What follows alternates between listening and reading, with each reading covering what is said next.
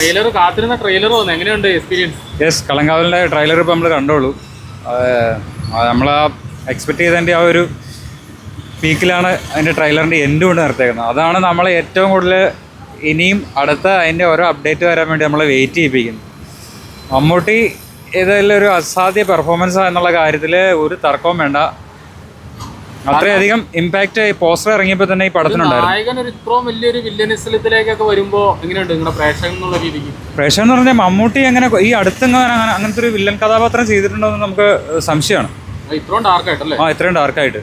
അപ്പം അത് തന്നെയാണ് ഈ പടം നമ്മളെ കാണാനും പ്രേരിപ്പിക്കുന്നത്. പിന്നെ മമ്മൂട്ടിയുടെ ഗെറ്റപ്പ്, മമ്മൂട്ടിയുടെ ആറ്റിറ്റ്യൂഡ്, അതെല്ലാം നമ്മൾ പോസ്റ്ററിലും ഇതിനു മുമ്പ് ഇറങ്ങിയ ചില ക്ലിപ്പിങ്സിലൊക്കെ നമ്മൾ കണ്ടിട്ടുണ്ടായിരുന്നു. അതൊക്കെ നമ്മൾ ഈ പടത്തിനോട് കൂടുതൽ നമ്മളെ അങ്ങോട്ട് ആകർഷിക്കുന്നുണ്ട്. മമ്മൂട്ടിയുടെ എന്തായാലും ഈ ഒരു മേക്ക് ഓവറും ഈ ഒരു വില്ലൻ കഥാപാത്രവും. പിന്നെ കൂടുതൽ എടുത്തു പറയേണ്ട ഒരു ഫാക്ടർ വിനായകനാണ്. വിനായകൻ ജയിലറിന് ശേഷം ഇത്രയും ഒരു ഹൈപ്പ് കിട്ടിയേക്കുന്ന വേറൊരു പടം ഈ അടുത്ത് അനൗൺസ് ചെയ്തിട്ടുണ്ടെന്ന് തോന്നുന്നില്ല. അപ്പോൾ അതുകൊണ്ട് തന്നെ അത് മമ്മൂട്ടി പ്ലസ് വിനായകൻ, നമുക്കൊരിക്കലും ഇതുവരെ ഇങ്ങനെ ഇമാജിനേഷൻ പോലും അങ്ങനെ ആരും മനസ്സിൽ വന്നിട്ടില്ല. അപ്പോൾ അത് ഈ ജിതിൻ എന്ന് പറഞ്ഞ ഡയറക്ടർ അതിനെ എക്സിക്യൂട്ട് ചെയ്യാൻ പോകുന്നത് എങ്ങനെയായിരിക്കും എന്നുള്ളത് നമ്മൾക്ക് ഭയങ്കര ഒരു എക്സൈറ്റ്മെൻറ്റിലാണ് ട്രെയിലർ കണ്ടപ്പോൾ നമ്മൾ വെയിറ്റ് ചെയ്യുന്നത്. പിന്നെ അതിൻ്റെ ടെക്നിക്കൽ സൈഡ് ആണെങ്കിലും ട്രെയിലർ കണ്ടപ്പോഴാണെങ്കിലും രാധാകൃഷ്ണൻ സാറിൻ്റെ മിക്സിംഗ് ഒക്കെ പടത്തിന് നല്ല ഇമ്പാക്റ്റ് കൊണ്ടുവരാൻ ചാൻസ് ഉണ്ട്. എഡിറ്റിംഗ്, അതർവൈസ് മ്യൂസിക്, പിന്നെ ക്യാമറ, ഓൾവേസ് എല്ലാം ഒരു ഫ്രഷ് ഫീൽ ആയിരിക്കും ഈ പടത്തിന് കിട്ടാൻ പോകുന്നത്. എന്തായാലും കത്തും, അതുറപ്പല്ലേ? അതെ അതെ, ഭയങ്കര എക്സൈറ്റ്മെന്റ് ആയിട്ട് നിൽക്കുകയാണ്. കാരണം കണ്ടിട്ട് ഭയങ്കര ഫുള്ളൊരു ഡാർക്ക് മോഡായിട്ട് ഫീൽ ചെയ്യുന്നുണ്ട്. പിന്നെ മമ്മൂട്ടി പറയണ്ടല്ലോ, മമ്മൂട്ടിയുടെ അടുത്ത് ഇങ്ങനെ ഒരു നെഗറ്റീവ് ക്യാരക്ടർ എടുക്കും നമ്മൾ ഒരിക്കലും പ്രതീക്ഷിച്ചില്ല. കാരണം ഇതുവരെ അങ്ങനെ ഒരു സാധനം ചെയ്തിട്ടില്ല എന്നുള്ളതാണ് എൻ്റെ ഒരു ഇതിലുള്ളത്.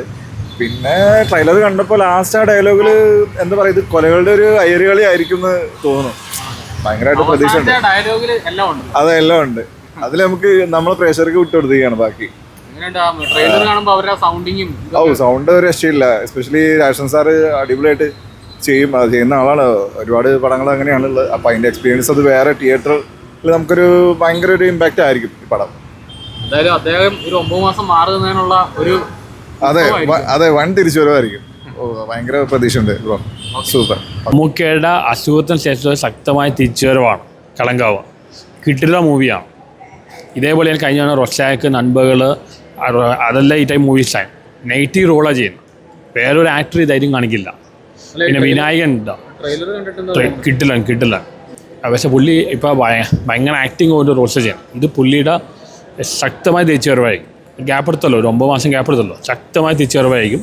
ഇനി മലയാളം ഷോ ഭരിക്കാൻ പോകുന്നു മമ്മൂക്കയും ലാലേട്ടനായിരിക്കും. പഴയ 80 പോലെ. അത് പുള്ളിക്കേ പറ്റുള്ളൂ. വേറെ ആരും ചെയ്യില്ല. പ്രമുഖ നടന്മാരിൽ ആരും ചെയ്യില്ല. ഭയങ്കര റിസ്ക്കാണ് ഇതാ. ഇതേപോലെ പുള്ളി കാതലിലെ ഹോമോസെക്സ്വൽ, അത് ആരും ചെയ്യില്ല. ആ പുള്ളിയുടെ ധൈര്യം സമ്മതിക്കണം. അടിപൊളി. കഷ്ടപ്പാട് കുറച്ചെല്ലാം മനസ്സിലുണ്ട്. സംഭവം അടിപൊളിയായി. ശരിക്കും പറഞ്ഞാൽ വിനായകൻ്റെ റോള് പൃഥ്വിരാജിന് കൊടുത്തതാണ്. പൃഥ്വിരാജ് പറഞ്ഞ് മെയിൻ റോൾ മമ്മൂട്ടി എന്നെ ചെയ്യണം. എന്നാലും ചില റോൾസ് ഉണ്ട്, അമരം, ഇതെല്ലാം മമ്മൂട്ടി ചെയ്താലേ ശരിയാവുള്ളൂ. വേറെ ആരും ചെയ്താൽ ശരിയാവില്ല. അങ്ങനത്തെ റോളാണിത്. കിട്ടിലും പടമായിരിക്കും ശക്തമായി. മിക്കവാറും ഫസ്റ്റ് 100 കോടി പടം ഇതായിരിക്കും മമ്മൂട്ടിയുടെ. കിട്ടലിനാണ് പുള്ളി ശക്തമായി തിരിച്ചുവരവാണ്. ഇനി കിട്ടില്ല. സോഷ്യൽ മീഡിയ ഉറപ്പാണ്. പുള്ളിയുടെ പേഴ്സണാലിറ്റി നേരെ ഓപ്പോസിറ്റ് പേഴ്സണാലിറ്റിയാണ്. നെഗറ്റീവ് പേഴ്സണാലിറ്റിയാണ്.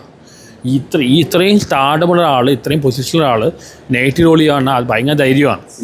മോഡലൊന്നും ചെയ്യില്ല. ഭയങ്കര ധൈര്യമാണ് കാണിക്കുന്നത്. സമ്മതിച്ചു കൊടുക്കണം.